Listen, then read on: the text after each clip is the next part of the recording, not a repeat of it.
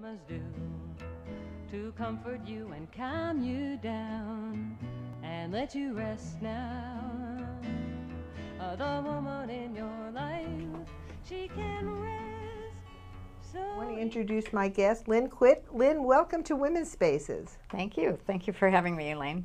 Well, this is really, really exciting. You know, I've known you. In fact, Lynn actually gave me a, I believe it's called a raindrop. It's a raindrop technique massage. She gave me a massage, and I'll tell you something. I never slept so good like I did that one night. Good. Well, you know, Lynn, I have a little sheet on you. Let me tell my listeners, my viewers, what your background is. Lynn Kwitt is an incredibly adept, intuitive healer, drawing on a variety of methods to effect optimum healing, to bring back energies into the body, the mind, the spirit, and to get everything into balance again.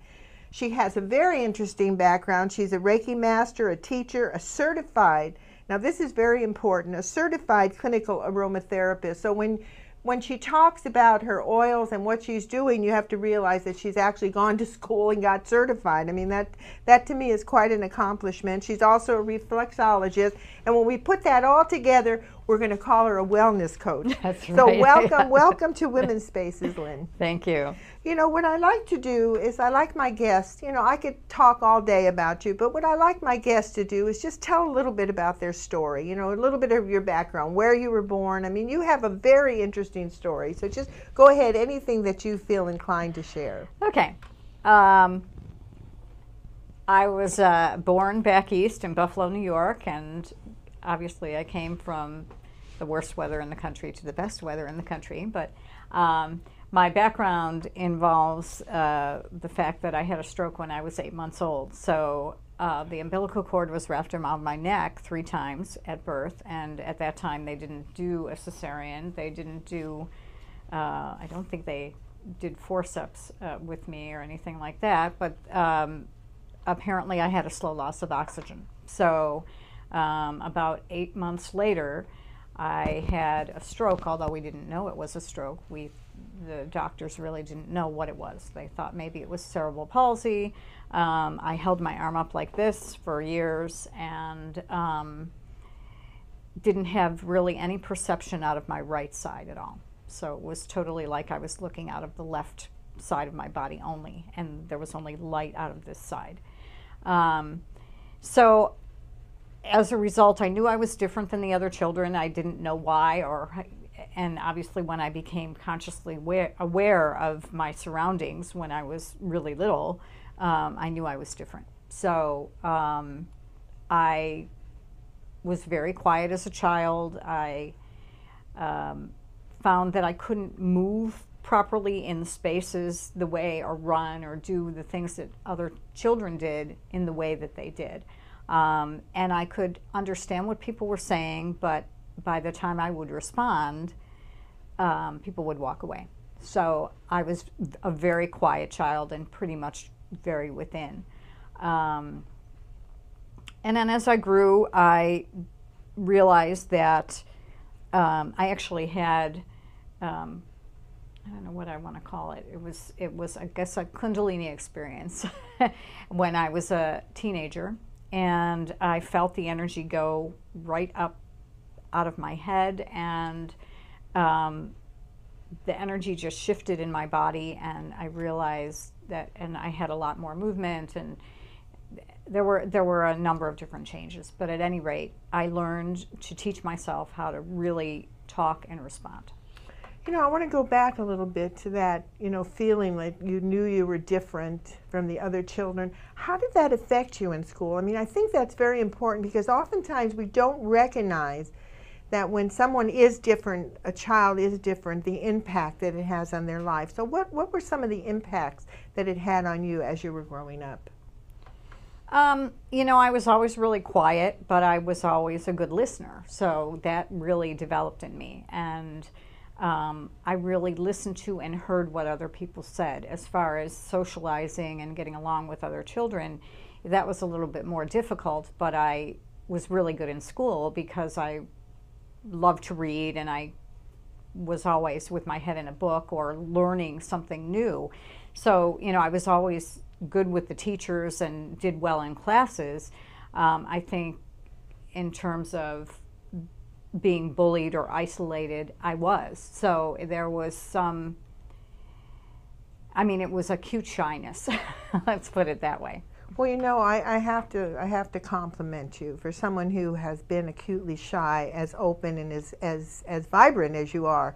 You know, that's a little bit about my story. People don't believe it, that at one time I could barely do public speaking or get up in front of a group, but I just applied myself, and before you know it, I had developed the skill. Well, let's kind of move up. How did that move you into what you're doing today? I mean, what were some of the steps or the things that happened to you after you had this experience? Well, the first thing that happened was I talked for 2 years straight. I would wake up in the morning and talk and go to bed. You know, I didn't want to lose my ability to speak. So I just obviously retrained part of my brain to be able to talk. I ended up going to school for social work, and, you know, I wanted to help other people become better, and especially those people that were different. I always liked people who, I always enjoyed the elderly. I always enjoyed working with people who had, you know, health issues, because I knew I could help them, because I overcame so much that I knew that I could help them as well. Kind of like the wounded healer. Yeah, exactly. So I worked for the Department of Social Services in Buffalo, but I really wasn't finding that I was really healing anyone. It was not that kind of a situation. So I ended up, someone introduced me to Reiki, and I knew that that was it for me.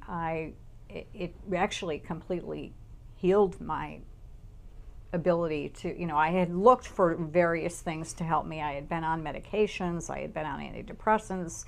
The doctors really didn't know what it was until I had a CAT scan at age 19, but even then they didn't really suggest anything that I could do to help myself until I found that energy work, and it shifted my energy. Did I really heal and heal myself? And then I realized I needed to do this. I needed to do it for other people as well.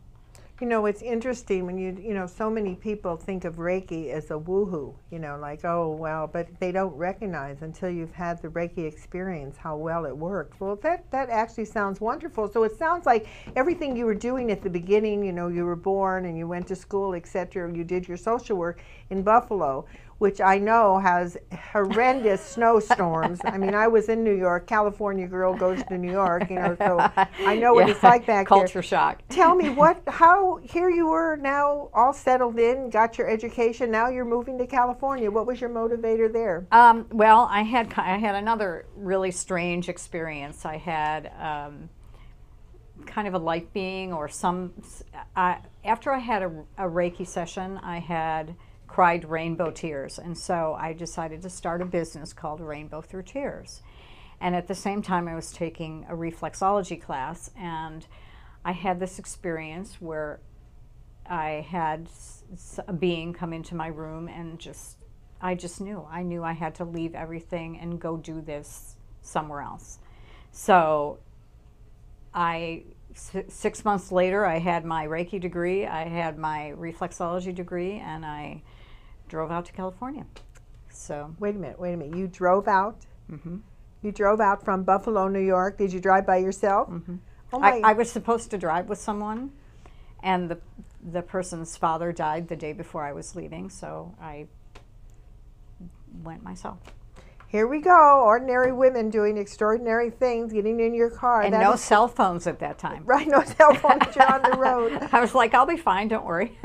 But I think that you learn through this illness and through coping with all these things that nothing is impossible for you. And I think, you know, as you know, I had somewhat of an illness, and I survived it. And in that survival, I began to realize how much inner strength. And you know, you talk about entities or visions that come to you. Right. People maybe think it's a little bit cuckoo, but boy, when you get in that situation and all of a sudden it happens, it's not so mystical. You don't know what I've heard. Yeah, so Lots of very things from good. different people.